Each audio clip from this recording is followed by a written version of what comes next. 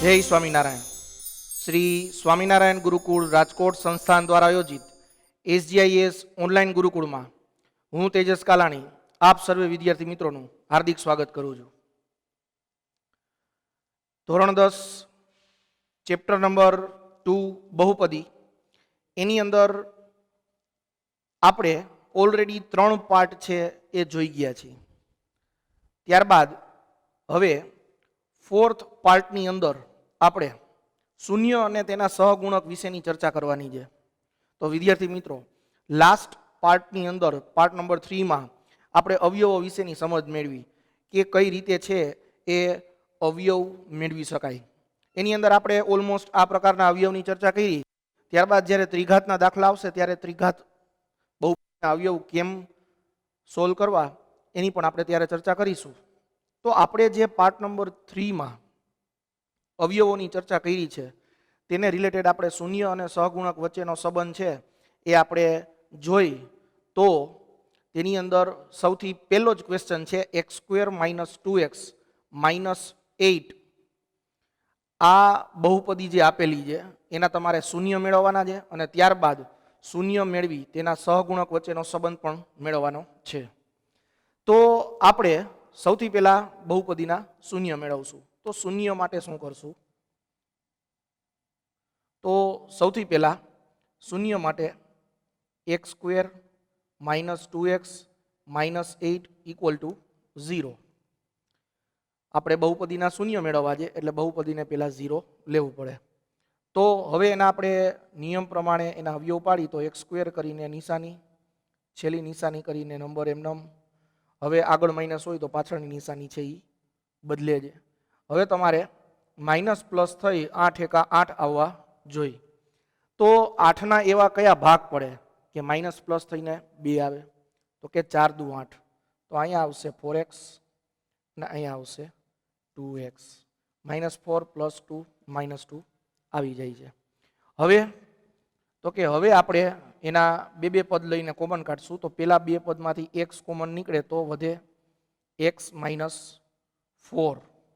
ત્યારબાદ આપણે શું કરતા? તો કે આ જે કાઉન્સ આવે એને આપણે રિપીટ લખી નાખતા. હવે મારે x છે એ કેવા જોઈએ? તો કે +2 એટલે અહીંયા આવશે +2.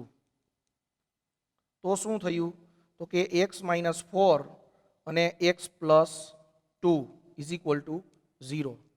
હવે આને હું બે ભાગ પાડીને લખું તો x - 4 = 0 આવે અને x + 2 = 0 આવે. તો આની અંદર આપણને પર્ટિક્યુલર x ની વેલ્યુ મળી જાય જે આપણા શૂન્ય છે.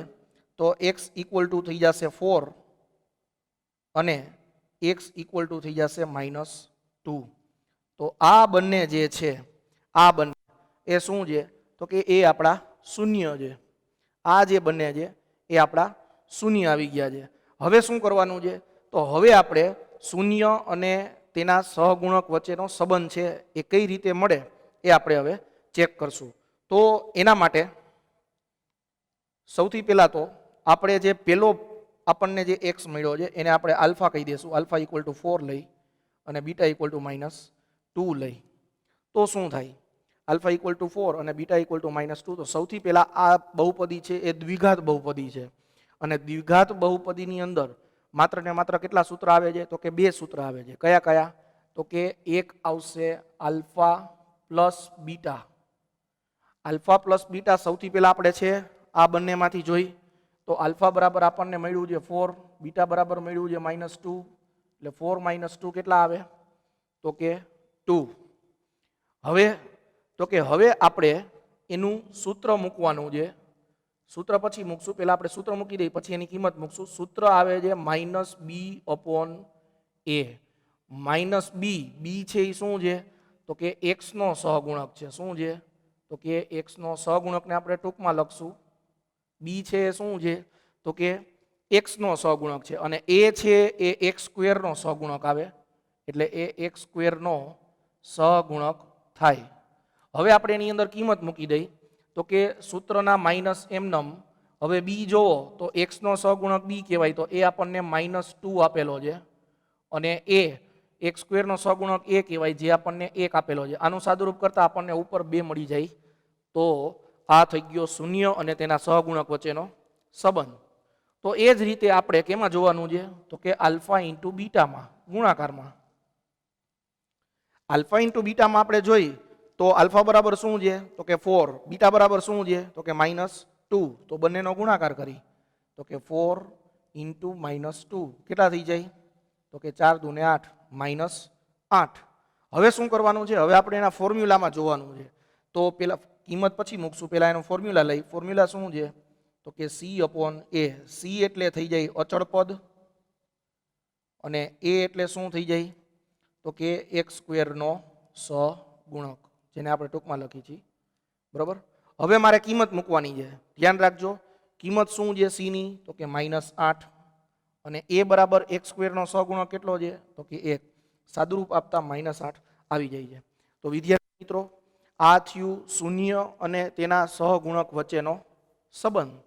કે શૂન્ય અને તેના સહગુણક વચ્ચેનો સંબંધ પ્રશ્ન તમને પૂછે તો એમાં સિમ્પલી સૌથી પહેલા તમારે શૂન્ય મેળવી લેવાનું અને ત્યારબાદ દ્વિઘાત બહુપદી હોય તો એમાં માત્ર ને માત્ર સરવાળો અને ગુણાકાર આ બે જ વસ્તુ છે એ તમારે ચેક કરવાની આવશે. Now one more example. Next example આપણે જોઈ તો એ છે સેકન્ડ એક્ઝામ્પલ.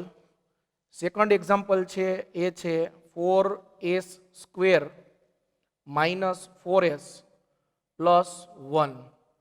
આ નેક્સ્ટ ક્વેશ્ચન છે. તમને બહુપદી કેમાં આપી છે તો કે બહુપદી s માં આપી છે. એવું જરૂરી નથી કે બહુપદી દર વખતે x માં હોય તો x માં જ રહે. બહુપદી છે એ કોઈ પણ આલ્ફાબેટ્સમાં આવી શકે, t માં આવી શકે, s માં આવી શકે, કોઈ પણ સ્વરૂપે આવી શકે, પણ જેમાં હોય એમાં જ કન્ટિન્યુ બહુપદી હોય.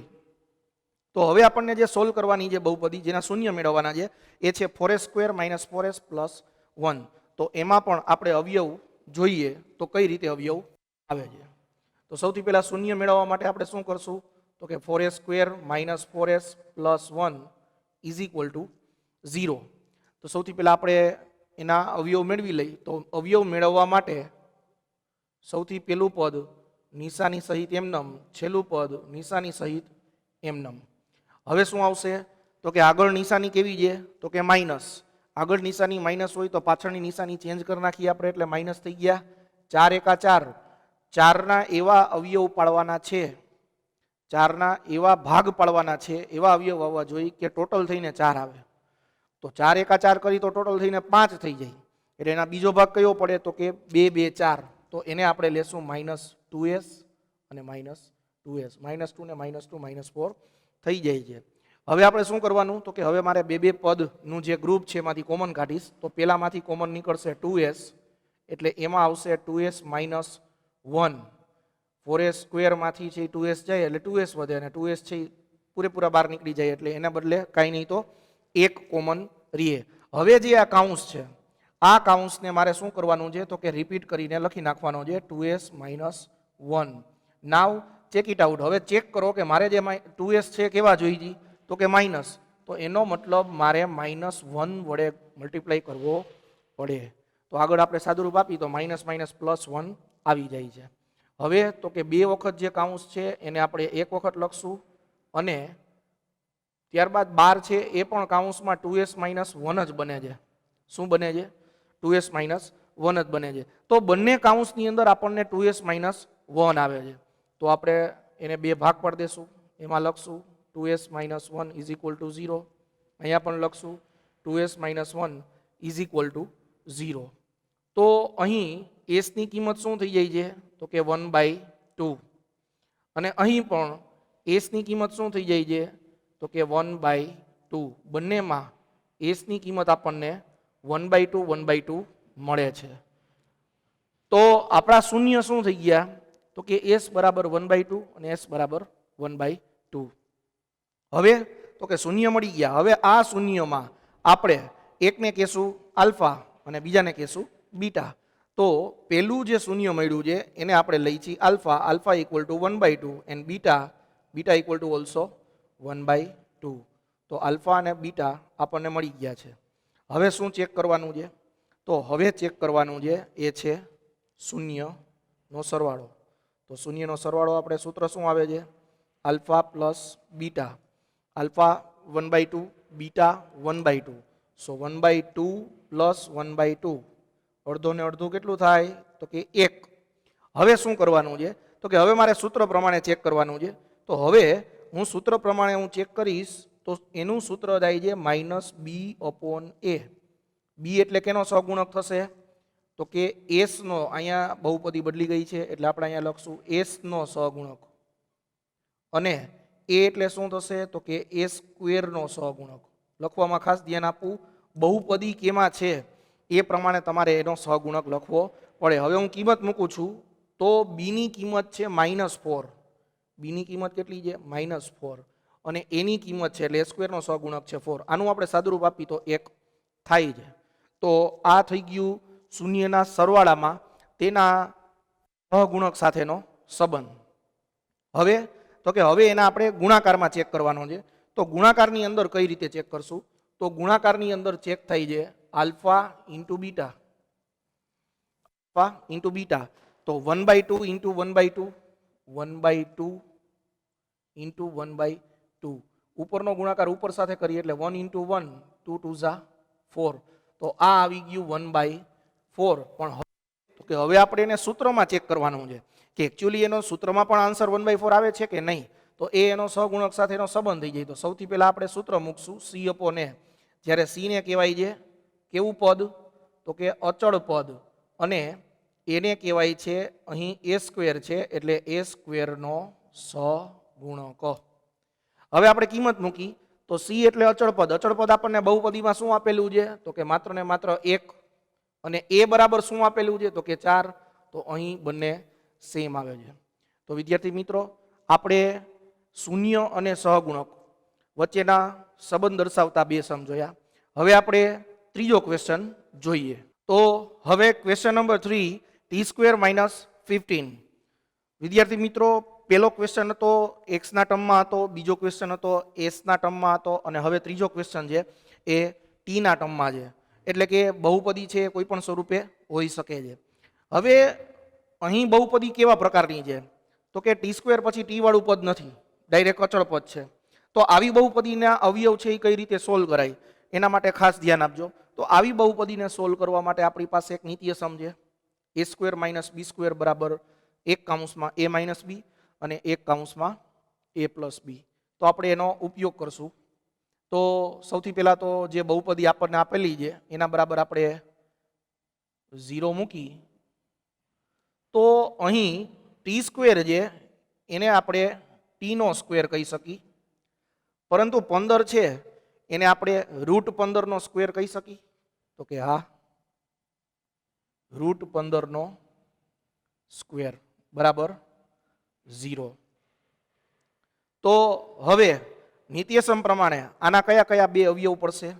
તો કે 1 t - √15 અને 1 t + √15.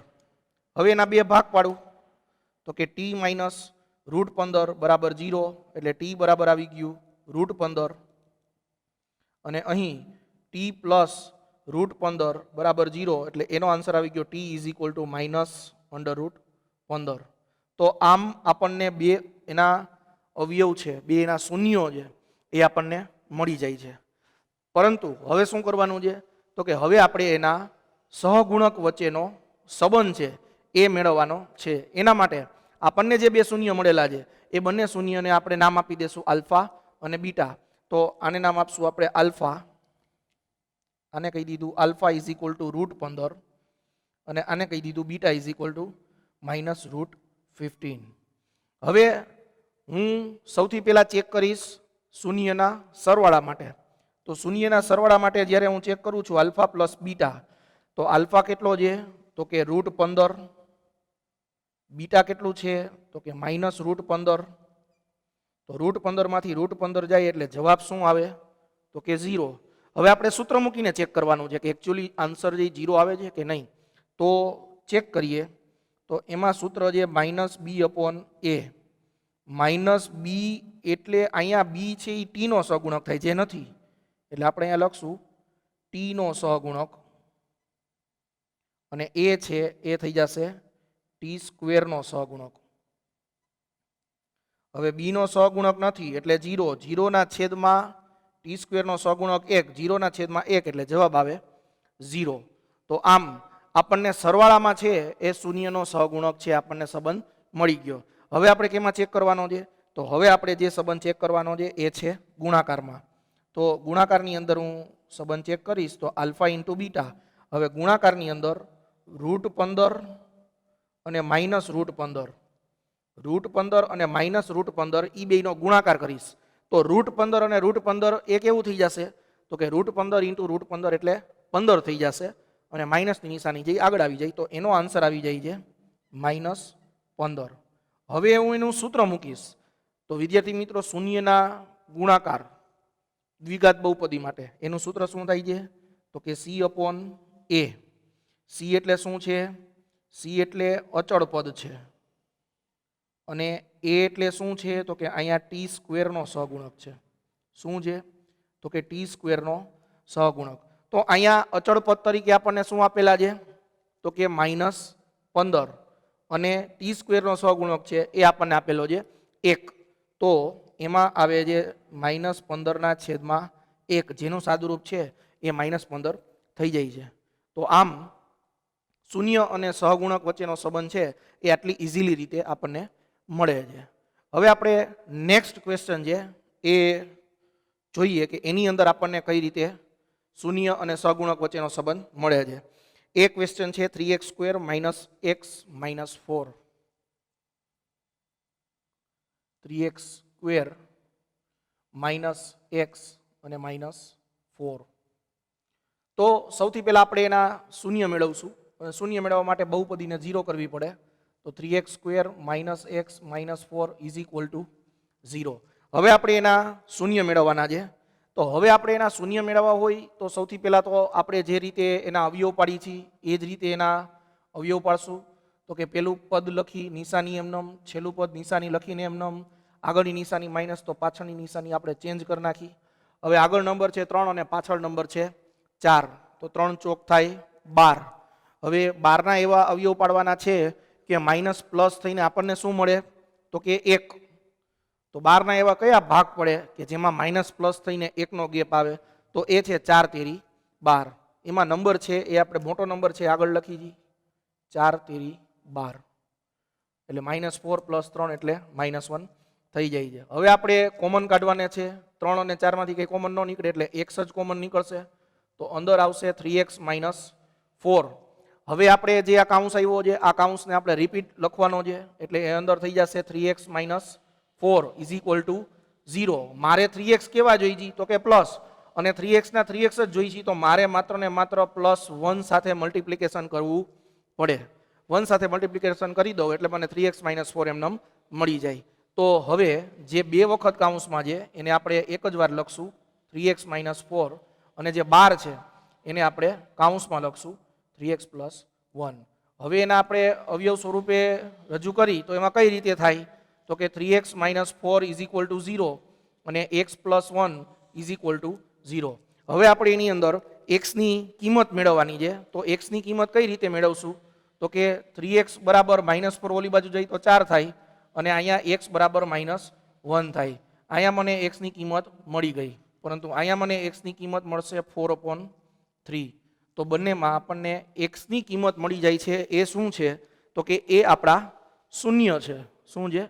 જે આપણા શૂન્ય છે. હવે આપણે આપણા શૂન્યને આલ્ફા અને બીટા બંને સ્વરૂપે લખી અને ત્યારબાદ આપણે એને સોલ્વ કરશું. તો શૂન્યને આપણે કહી છીએ આલ્ફા અને બીટા. તો આલ્ફા બરાબર કેટલું થાય છે? તો કે 4/3. બીટા બરાબર કેટલું થયું? તો કે -1. આ આલ્ફા અને બીટાની કિંમત છે એ આપણે લઈ લીધી. હવે આપણે શું કરવાનું છે? તો કે સહગુણક વચ્ચેનો જે સંબંધ છે એ આપણે મેળવવાનો છે. તો સહગુણક વચ્ચેનો સંબંધ છે કઈ રીતે મળે? તો સૌથી પહેલા આવશે આલ્ફા પ્લસ બીટા. આલ્ફા બરાબર કેટલા છે? તો કે 4/3. બીટા બરાબર કેટલા છે? -1. હવે ખાસ ધ્યાન આપજો વિદ્યાર્થી મિત્રો, અહીંયા ગણતરીમાં કદાચ ભૂલ પડી શકે એટલા માટે ખાસ ધ્યાન આપજો કઈ રીતે આપણે એની ગણતરી કરી છે. છેદમાં 3 છે, 3 એકા 3 થાય એટલે 4 - 3. હવે છેદમાં છે એ લસા આવી ગયો એટલે 3 એમનેમ રહે. 4 - 3 એટલે 1 થઈ જાય તો 1/3 આવ્યું. હવે મારે સૂત્ર મૂકવાનું છે, જેનું સૂત્ર થાય -b/a. અહીં b છે એ x નો સહગુણક છે અને a છે એ શું છે તો કે x સ્ક્વેરનો સહગુણક છે. શું છે? x સ્ક્વેરનો સહગુણક છે. હવે આપણે એની કિંમત મૂકવાની છે, તો કે b ની કિંમત શું થઈ છે તો કે -1. પહેલા તો સૂત્રના માઇનસ એમનમ, b ની કિંમત -1 અને x સ્ક્વેરનો સહગુણક જે છે 3. હવે આનું તમે -+1 એટલે આનું આપણે સાદુરૂપ આપી તો 1/3 આપણને આન્સર મળી જાય છે. તો શૂન્યના સરવાળાની અંદર આપણે એના સહગુણકનો સંબંધ જોયો. હવે આપણે એના ગુણાકારમાં આપણે સહગુણક વચ્ચેનો સંબંધ જોવાનો છે. તો ગુણાકારમાં આપણે સહગુણક વચ્ચેનો સંબંધ જોઈ તો આલ્ફા ઇન્ટુ બીટા, પેલું આપણને શૂન્ય મળેલું છે આલ્ફા 4/3, જ્યારે બીટા આપણને મળેલું છે -1. હવે એનો ગુણાકાર કરવું એટલે જવાબ આવે -4/3. એનો ગુણાકાર કરવું, મલ્ટિપ્લિકેશન કરવું એટલે આન્સર શું આવે -4/3. તો હવે પછી મૂકશું, પહેલા એનું સૂત્ર મૂકી તો સૂત્ર થાય છે c/a, જેમાં c શું છે તો કે અચળ પદ. c ને આપણે લઈ છીએ અચળ પદ અને a શું છે તો કે a છે એ આપણને x સ્ક્વેરનો સહગુણક, એટલે કે x સ્ક્વેરનો સહગુણક આપણને a મળે છે. હવે એની આપણે કિંમત મૂકી તો c બરાબર આપણને આપેલું છે -4 અને a બરાબર આપેલું છે આપણને 3. તો જેમાં આપણને આન્સર જે મેચ થાય છે તો આને કહેવાય શૂન્ય અને સહગુણક વચ્ચેનો સંબંધ. હવે તો કે નેક્સ્ટ આપણે ક્વેશ્ચન જોઈ. હવે લાસ્ટ ક્વેશ્ચન છે, જેના દ્વારા હજુ પણ જે વિદ્યાર્થીને નથી ખબર કે કઈ રીતે આ સોલ્યુશન થાય છે, કઈ રીતે છે આ સમીકરણ છે, એને આપણે સોલ્વ કરી એના શૂન્ય મેળવી છીએ અને ત્યારબાદ કઈ રીતે એનો સંબંધ ચેક કરી છે, એના માટે વન મોર એક્ઝામ્પલ જે છે 6x² -3 -7x. 6x² -3 -7x. તો વિદ્યાર્થી મિત્રો, ક્યારેક તમને બહુપદી છે એ સીધી રીતે ન આપે, મીન્સ કે x² પછી x વાળું પદ પછી અચળ પદ, આ રીતે ન આપે તો ક્યારેક કઈ રીતે તો કે આડાઅવળા પદ કરીને પણ આપે. તો ત્યારે આપણે બહુપદીને વ્યવસ્થિત એટલે કે વ્યાપક સ્વરૂપમાં લખી અને ત્યાર પછી એને સોલ્વ કરવાની છે. તો અહીં આપણે બહુપદીને વ્યાપક સ્વરૂપમાં જો લખવા જાય તો એનું વ્યાપક સ્વરૂપ થાય 6x² -7x અને -3 બરાબર 0. હવે આપણે આના શૂન્ય મેળવવાના છે. તો આના શૂન્ય જે આપણે આપણી રીત પ્રમાણે મેળવી લઈ તો સૌથી પહેલા પહેલું પદ લખીને નિશાની એમનેમ લખી નાખશું, ત્યારબાદ છેલ્લી નિશાની કરીને છેલ્લું પદ એમનેમ લખી નાખશું. હવે તો કે આગળ નિશાની માઇનસ છે એટલે પાછળ જે નિશાની એને આપણે પ્લસ કરી દઈ, એની નિશાની બદલી જાય. તો હવે મારે શું કરવાનું છે, આગળ છે 6, પાછળ છે 3, 6 તેરીને 18. તો 18ના એવા ભાગ પાડો કે માઇનસ પ્લસ થઈને એનો ગેપ છે એ 7 નો આવે. 18ના એવા કયા ભાગ પડે કે જેમાં માઇનસ પ્લસ થઈને એનો ગેપ 7 આવે? તો એક છે 9 દુ 18, તો 9x અને 2x. તો 9 દુ 18 થાય એટલે એમાં 9 અને 2 ભાગ પડે, પાછળ x આવે કારણ કે આપણે 7x જોઈ છીએ. હવે બે પદ લઈ એમાંથી આપણે કોમન લેવાના છે. તો અહીંયા 6 છે, અહીંયા 9 છે, તો કોમન શું નીકળશે? તો કોમન છે એ 3 નીકળશે. 3ના ઘડિયામાં 6 અને 9 આવે તો 3x કોમન નીકળશે. તો 3 દુ 6 થાય અને 3 તેરી 9 થાય. બરાબર. હવે જે આ કાઉન્સ આવ્યો છે આ કાઉન્સને આપણે રિપીટ કરવાનો છે, એટલા માટે એને ફરીથી લખી નાખી. હવે મારે જે 2x - 3 જ જોઈ છે તો અહીંયા ડાયરેક્ટ +1 સાથે મલ્ટિપ્લિકેશન કરી દેવાનું છે. રેડી? હવે તો કે 2 વખત જે કાઉન્સ છે એને આપણે એકવાર લખશું. 2 વખત કાઉન્સને આપણે એકવાર લખી અને જે 12 છે એને આપણે બીજા કાઉન્સમાં લખશું. એટલે શું થઈ જશે? તો કે 2x - 3 = 0. એટલે 2x = 3. તો x ની કિંમત શું મળે? તો કે 3/2. અહીંયા મને એક શૂન્ય છે એ મળી ગયું. એવી જ રીતે આપણે બીજું શૂન્ય મેળવવાનું છે. તો બીજા શૂન્યની અંદર 3x + 1 = 0. એટલે 1 ઓલી બાજુ જાય એટલે -1 થઈ જાય. હવે તો કે 3 નીચે જાય એટલે -1/3. તો આ આપણને મળી ગયું બીજું શૂન્ય. તો આમ આપણને શૂન્ય મળી ગયા છે. હવે મારે શું કરવાનું છે? તો કે શૂન્ય મળી ગયા છે એ x ના ટર્મમાં છે. હવે એને હું આલ્ફા અને બીટાના સ્વરૂપમાં લખી અને ત્યારબાદ પછી શું કરીશ? તો કે ત્યારબાદ પછી આપણે સહગુણક સાથેનો સંબંધ છે એ આપણે ચેક કરશું. તો સૌથી પહેલાં તો એને આલ્ફા અને બીટા સ્વરૂપે લખી નાખી. તો આલ્ફા ઇઝ ઇક્વલ ટુ થાય છે 3/2 અને બીટા ઇઝ ઇક્વલ ટુ આવે છે -1/3. રેડી? તો હવે સૌથી પહેલું આપણે સહગુણક સાથેનો સંબંધ ચેક કરવાનું છે સરવાળામાં. તો સરવાળાની અંદર 3/2 -1/3, 3/2 -1/3 આનું સાદુરૂપ છે આપણે કઈ રીતે આપીએ છીએ એ ખાસ ધ્યાન આપજો. તો સૌથી પહેલા આને આપણે ક્રોસ મલ્ટિપ્લિકેશન કરી એટલે એ થઈ જાય 9. આને આપણે ક્રોસ મલ્ટિપ્લિકેશન કરશું એટલે થઈ જશે 2 અને અહીંયા એનો ગુણાકાર કરશું એટલે થઈ જશે 6. તો એ શું થાય છે તો કે 9 માંથી 2 જાય એટલે 7/6. તો આનું સાદુરૂપ આપણને મળી ગયું 7/6. હવે આપણે એને સહગુણકના સંબંધમાં છે જોવાનું છે. તો સહગુણકના સંબંધની અંદર એમાં સૂત્ર આવે છે -b/a, જેને આપણે લઈ છીએ -b એટલે અહીં છે એ x નો સહગુણક થશે અને a છે એ x² નો સહગુણક થશે. હવે આપણે એની કિંમત મૂકવાની છે.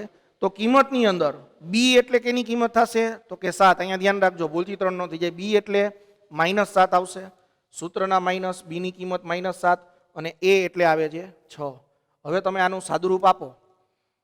-+7 થઈ જશે અને છેદમાં 6 છે એટલે કે 6 આવી જશે. તો આમ આપણે સરવાળાની અંદર છે એ આપણે શૂન્ય અને સહગુણક વચ્ચેનો સંબંધ જોયો. હવે આપણે ગુણાકારની અંદર જોવાનું છે. તો ગુણાકારની અંદર આપણે જોવા જઈએ તો આલ્ફા ઇન્ટુ બીટા આપણે લઈ તો આલ્ફા કેટલા આપેલા છે તો કે 3/2. બીટા કેટલું આપેલું છે તો કે -1/3. હવે તો કે 3 3 કટ થઈ જાય મલ્ટિપ્લિકેશનમાં, તો આ રીતે કટ થાય એટલે આન્સર આવ્યો -1/2. હવે તો કે એનું સૂત્ર મૂકવાનું છે c/a, જ્યાં c છે એ શું છે તો કે a છે અચળ પદ અને a છે એ શું છે તો કે a છે x² નો સહગુણક. તો c ની કિંમત શું છે તો કે c ની કિંમત અહીંયા આપણને આપેલું છે -3 અને a ની કિંમત છે 6. હવે આનું આપણે સાદુરૂપ આપીએ એટલે -1/2 આવી જાય.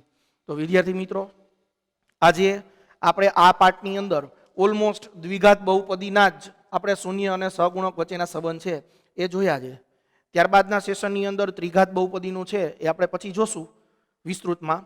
પરંતુ અહીં આ પાઠની અંદર દ્વિઘાત બહુપદીને લગતા શૂન્ય અને સહગુણક વચ્ચેના સંબંધ આપણે જોયા. જેની અંદર શું કરવાનું છે તો કે સૌથી પહેલા તો તમારે એના શૂન્ય મેળવવા પડે, એટલે કે અવયવ મેળવી લેવા પડે. ત્યારબાદ આલ્ફા અને બીટા જે દ્વિઘાત બહુપદીના શૂન્ય છે એના સ્વરૂપની અંદર આપણે એને સરવાળા અને ગુણાકાર બંનેની અંદર એના સહગુણક સાથેનો સંબંધ છે એ ચેક કરાવવો પડે. તો આશા રાખું છું કે આ પાઠની અંદર તમને શૂન્ય અને સહગુણક વચ્ચેના સંબંધ સમજાવતા સમ છે એ બધા સમજાઈ ગયા હશે. નેક્સ્ટ પાર્ટની અંદર હવે આપણે શું કરવાનું છે તો કે આના કરતાં એક્ઝેક્ટ ઓપોઝ કરવાનું છે. આના પછીના પાર્ટની અંદર તમને શૂન્યના સરવાળા અને શૂન્યના ગુણાકાર તમને આપી દીધું હોય અને એના પરથી તમારે બહુપદી બનાવવાની છે. એકદમ ઇઝી છે, બરોબર, એના ફોર્મ્યુલા પ્રમાણે આવે. તો નેક્સ્ટ પાર્ટની અંદર આપણે એની ચર્ચા કરીશું. ત્યાં સુધી આ જે કંઈ પણ પાર્ટ આપણે જે સમજ્યા છીએ આના જેવા બીજા ક્વેશ્ચન પ્રેક્ટિસ વર્કની બુકમાં આપેલા છે, તો તેના પરથી તમે પ્રેક્ટિસ કરજો અને વારંવાર તમે આનું પણ પુનરાવર્તન કરજો. આ વિડીયોને લાઈક કરો, શેર કરો અને હજુ પણ જે વિદ્યાર્થીઓ અમારી આ ચેનલને સબસ્ક્રાઈબ નથી કરી તો છે સબસ્ક્રાઈબ કરજો. બધા વિદ્યાર્થી મિત્રોને જય સ્વામિનારાયણ.